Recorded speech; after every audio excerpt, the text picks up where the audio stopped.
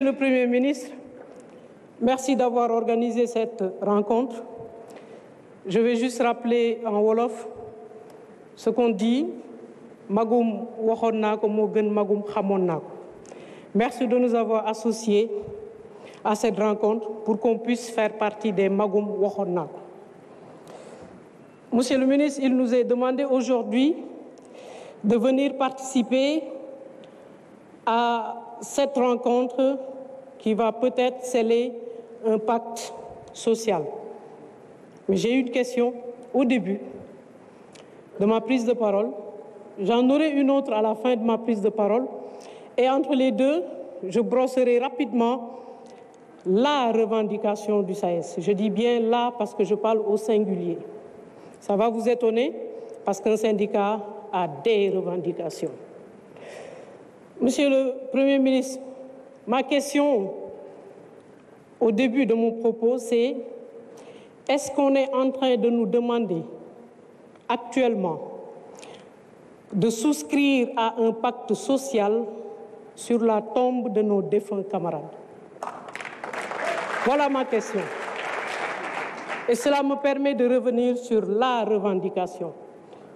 Nous avons exprès choisi de ne pas parler des autres revendications. Ces autres revendications qui ont été scellées dans un accord qui a été signé depuis le 6 janvier 2023.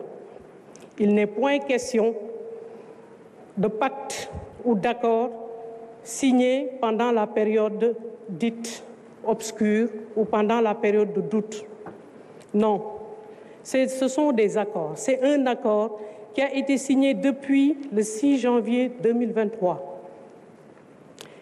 Et dans cet accord-là, il y a 6 points que je vais taire. Je vais les taire parce que je n'ai pas envie aujourd'hui de parler des problèmes de l'université sénégalaise, que sont les insuffisances budgétaires. Je n'en parle pas, hein? Oui. Je ne parle pas des budgets qui ne servent qu'à payer des salaires. Je ne parle pas des chantiers, des universités qui ont des étudiants qui n'ont même pas où étudier. Je ne parle pas des problèmes de foncier. Quelqu'un a parlé tout à l'heure de logements d'enseignants. Par décence, je ne vais pas demander à ce qu'on donne des logements aux enseignants-chercheurs. Par décence et par sensibilité par rapport à tout ce qui a été dit sur la situation actuelle du Sénégal. Le SAES est un syndicat responsable. Mais, Monsieur le Premier ministre, on parle de social. Le SAES est un partenaire social. Depuis 2020, j'ai envie de pleurer parce que je pense à ce que nous avons vu. Je pense aux souffrances que les veufs et les veuves de nos camarades défunts sont en train de souffrir. Monsieur le Premier ministre, imaginez quelqu'un qui gagne 1 000 francs par mois, qui fait vivre sa famille avec 1 000 francs par mois, qui cotise avec ses 1 000 francs par mois. Et un jour, il décède. Il décède, il aurait espéré que ce qu'il aura cotisé avant sa mort puisse revenir à sa famille et qu'on dise à cette famille, vous aviez l'habitude de vivre avec 1 000 francs par mois, désormais, vous allez vivre avec 1,3 francs CFA. C'est ce qui se passe actuellement, Monsieur le ministre. Les veufs et les veuves des enseignants-chercheurs sont aujourd'hui réduits à une situation d'extrême pauvreté. Nous avons vu ça et nous avons du mal à les voir comme ça.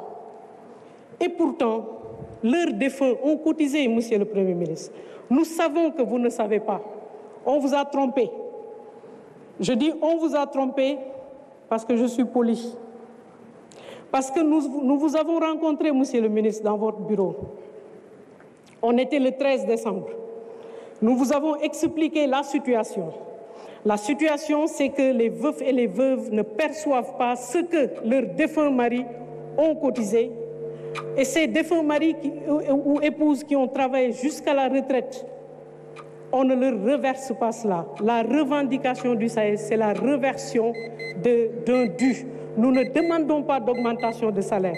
Nous ne demandons pas de l'argent. Nous demandons ce que nous avons cotisé. Et la question à la fin, une seconde pour que je pose une question à la fin.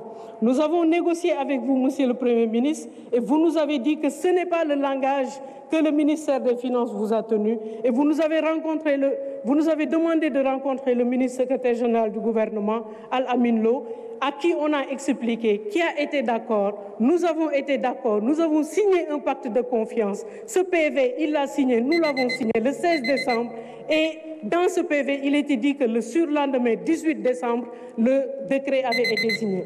Et ma question, c'est, Monsieur le Premier ministre, qu'est-ce que vous avez fait de cet engagement que le ministre secrétaire général du gouvernement a signé avec le SAES le 16 décembre? C'est la deuxième question. Merci beaucoup.